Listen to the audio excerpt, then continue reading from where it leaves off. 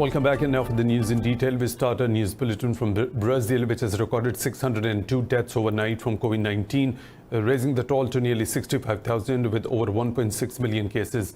Meanwhile, 273 people lost their lives in Mexico in the past 24 hours, pushing it steadily to over 30,600. Worldwide, the death count has exceeded 534,000 with over 11.4 million cases. This report has the details. The coronavirus pandemic is getting worse globally with each passing day as the second wave of infections forces new lockdowns. Hospitals in some parts of the US are in danger of being overwhelmed as the COVID-19 cases continue to surge in the country. Arkansas governor says states should not delay reimposing restrictive measures if cases surge again. But governors have to be able to adjust to what is happening with the virus. We've done that in Arkansas. We were flat for a long time. We had a small increase.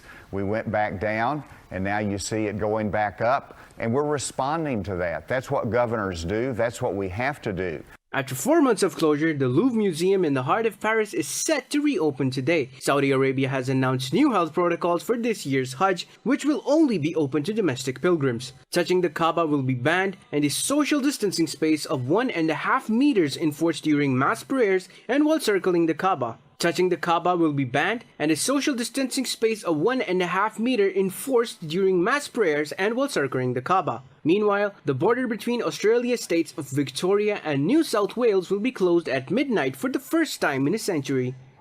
Staying inside your flat, inside your unit, is the safest and best thing to do. It's not pleasant. I know it's challenging. It's very, very challenging. But it is far preferable to seeing vast numbers of people with underlying health conditions infected with this virus, spreading it between each other. In Asia, mainland China has reported 4 new cases of the coronavirus in the past day. After an aggressive second wave, South Korea's daily new virus cases have fallen slightly, but a steady rise in both locally transmitted infections and imported cases continues to put a strain on the country's virus fight. Meanwhile, India has become the third worst hit country by the coronavirus in the world. According to the world media, India has surpassed Russia and is behind the US and Brazil. The country's health ministry has reported over 24,200 new infections in the past 24 hours, raising the tally to nearly 700,000. The health ministry said 425 more people died since yesterday, taking the overall death count to over 19,500. On Sunday, India reported record 613 deaths and nearly 25,000 infection cases.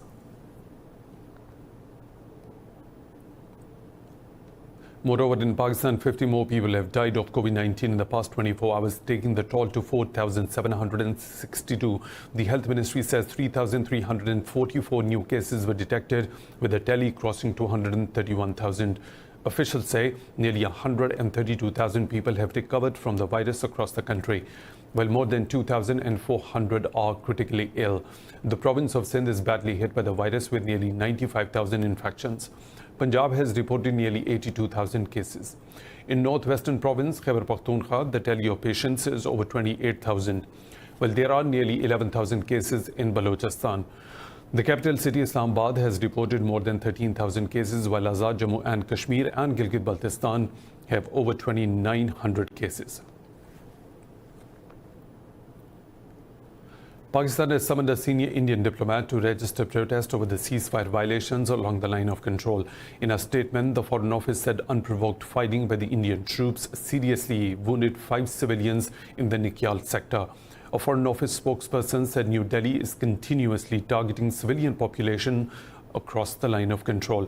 Aisha Faruqi said Indian forces use artillery fire, heavy caliber mortars and automatic weapons. She said India has so far committed 1,595 ceasefire violations and martyred 14 civilians this year. The Foreign Office condemned the aggression and said such senseless acts are in clear violation of the 2003 ceasefire understanding. Meanwhile, Pakistan military's media wing said the army responded effectively to Indian aggression. While Muslims are caged in their homes under India's inhuman curfew in the occupied valley for the past 336 days, New Delhi is set to allow a Hindu pilgrimage to a shrine in Amarnath cave in the south. The region's chief secretary, BVR Subramanian, says all arrangements for the pilgrimage to Falgam area have been finalized. This comes at a time when all Muslim gatherings are banned and India has not allowed Sikh pilgrims to visit the shrine at Kartarpur. Health experts have warned that people coming from other Indian states hard hit by the virus will carry infections to the region as well.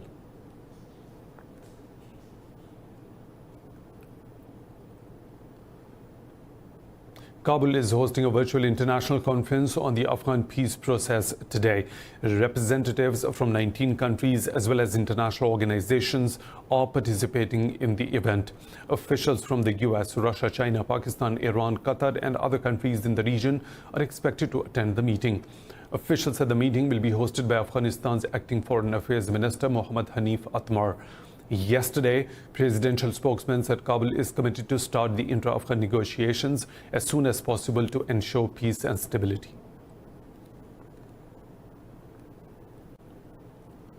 The Afghan government says it is reluctant to release 597 out of a total of 5,000 Taliban prisoners as part of the Doha deal.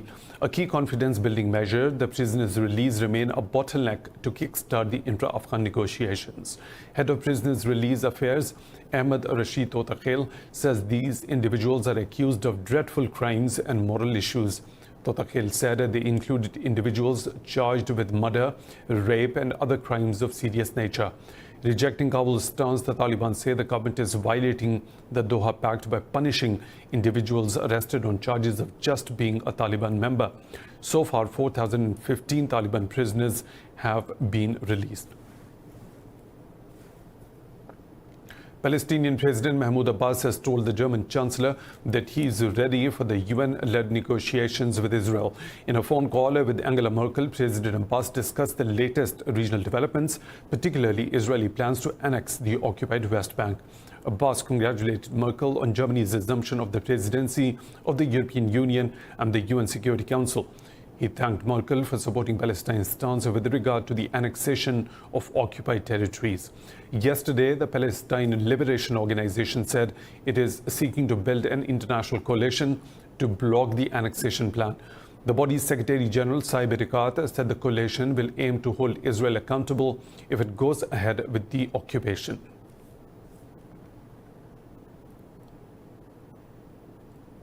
Israel says its warplanes have targeted multiple locations in the Gaza Strip.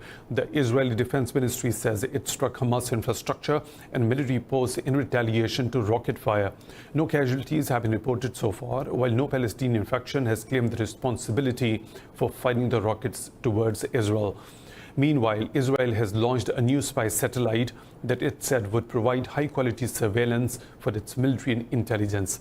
Israel Defense Minister Benny Gantz said they will continue to strengthen and maintain the country's capabilities on every front.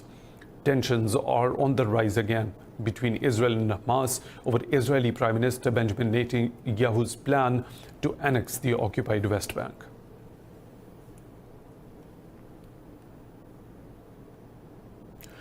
Iran says it has built underground missile cities along the Gulf coastline, warning of a nightmare for Tehran's enemies. In an interview, the Revolutionary Guard's Navy chief said the cities were established along the Persian Gulf and the Gulf of Oman. Admiral Ali Raza Tangsiri said Iran's enemies have misleading information about its missile infrastructure. He said the region will continue to be deprived of peace as long as the US forces are present in it. Tangsiri said the Iranian forces are present wherever the US has its military presence in the region.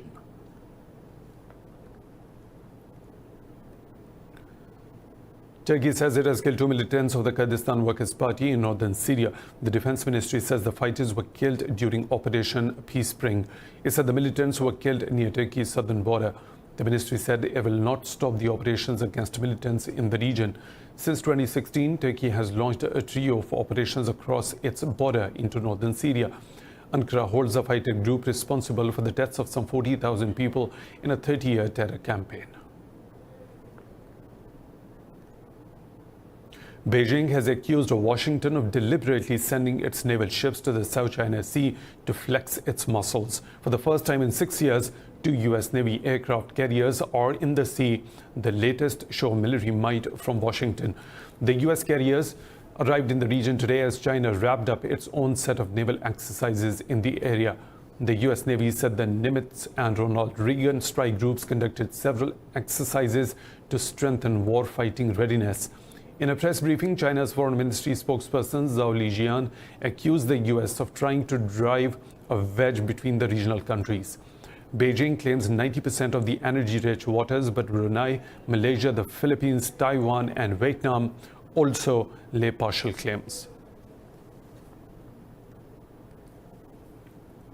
The ruling Conservatives have won the most seats in Croatia's parliamentary elections. With more than 91% of the vote counted, the Croatian Democratic Union has grabbed 67 seats in the 151-seat parliament. An alliance led by the Liberal Social Democratic Party, the main opposition party, came in second with 41 seats. The Democratic Union is expected to form a majority government in coalition with smaller right-wing parties that have also won some seats. The acting Prime Minister and winning party's leader, Andrej Plenković, praised the election result, calling it a great victory. Social Democratic Party head Davor Bernardić has conceded defeat, saying he will resign from the leadership.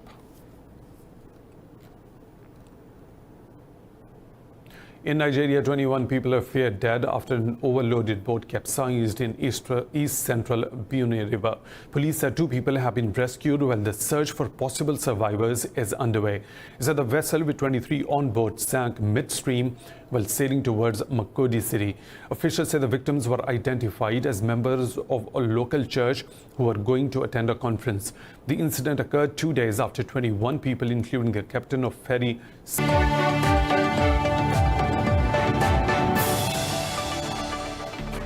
Welcome back. Moreover, in India, lightning strikes have killed 147 people in northern state of Bihar over the last 10 days. Officials have warned more extreme weather conditions to come, driven by climate change.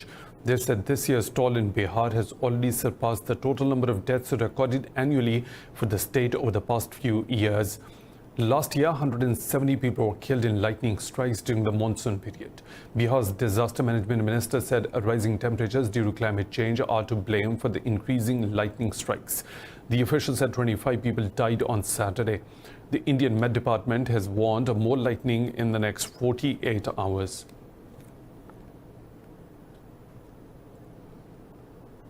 In India, at least 8 people have died after a fire broke out at a candle factory in the northern Ghaziabad city. Police officials said the incident took place in Modinagar area as the factory was loaded with inflammatory material. They said about 20-25 people were working when the fire broke out. Firefighters were rushed into the area while the exact cause of the fire is being determined.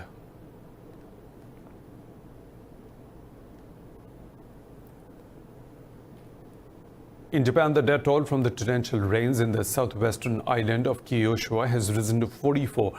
Several others are still missing as authorities issue new evacuation order for over 500,000 residents. Prime Minister Shinzo Abe has ordered around-the-clock search and rescue operations. The floods are Japan's worst natural disaster since Typhoon Hagibis in October last year that left about 90 people dead.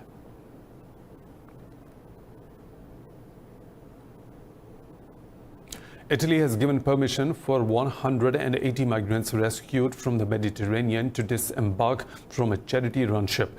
The decision comes after a standoff that lasted more than a week. The Ocean Viking, operated by rescue group SOS Mediterranee, has declared a state of emergency, citing fears for the safety of both migrants and the crew. The migrants are set to be transferred to a government vessel in Sicily today and will be quarantined for 14 days. Medics have already tested those on the Ocean Viking for COVID-19. The migrants are from a range of countries including Pakistan, Eritrea and Nigeria. They had fled the coast of Libya when they were rescued in 4 separate groups between June the 25th and 30th. The UK says it will impose sanctions independently for the first time on dozens of individuals accused of human rights abuses around the world. Foreign Secretary Dominic Raab said he will launch the government's new post-Brexit sanctions regime. Foreign Office said Raab will table the final legislation needed to trigger the UK's new autonomous sanctions regime today. It said the list will target individuals or the organizations accused of rights violations and those who profit financially from those abuses. The first list is expected to include individuals from Russia, Saudi Arabia and North Korea. Earlier, Britain acted as the member of the UN or the European Union.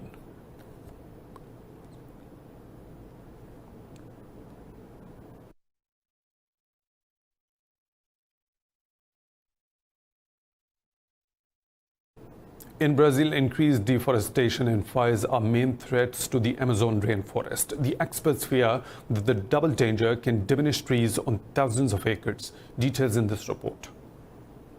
In June, Brazil's Space Research Agency detected over 2,200 fires in the Amazon, which is higher than the same month last year. Another alarming indicator is rising deforestation. Fires are usually set to clear the land after trees have been cut down. Official data shows that deforestation is up 34% in the first 5 months of 2020. Environmentalists predict that at the current rate of deforestation, Amazon will be deprived of trees on the thousands of acres. Environmentalists predict that at the current pace of deforestation, Amazon will be deprived of trees on thousands of acres. Earlier this month, Amazon Environmental Research Institute analyzed that the areas are at risk of being set ablaze. Intolerância total às atividades ilegais. The investigations have shown that the dry season at the regions of the boundary between the Amazon and the Cerrado, which is part of Brazil's agriculture production area, the dry season has increased by 6 to 7 days each decade, and this increase in length of the dry season could threaten the second agricultural harvest. The Brazilian government has deployed the armed forces to protect the Amazon in May. Despite the initiative, deforestation has risen 12% in May from a year earlier and increased in June. There must be no lenience for illegal activities in the Amazon. More punishment is needed for illegal mining, land grabbing and public land invasion. That needs to happen immediately. If not, we are going to have a much worse situation in the coming days. If not, we are going to have a much worse situation in the coming months. The communities in the Amazon have been bracing for the smoke that sweeps over the region during this fire season. Environmentalists say weaker environmental enforcement is to blame for rising destruction.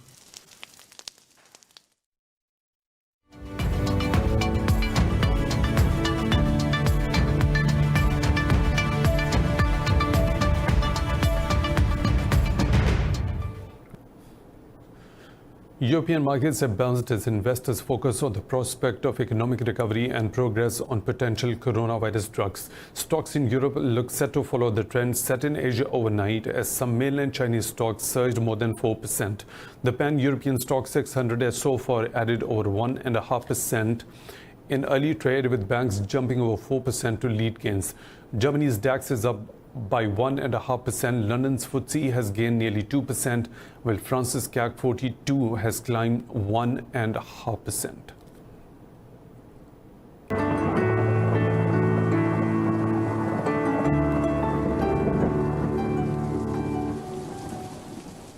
And now the weather situation from around the globe.